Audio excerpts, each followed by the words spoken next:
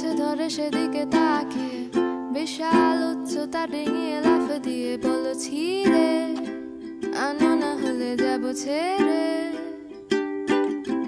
কোন সাদা ছাড়া দরজার হাতল চেপে খট করে মুছড়ে দিয়ে আমাকে দেখে বলে যাবে নাকি নিয়ে যাব তাকে সাথে।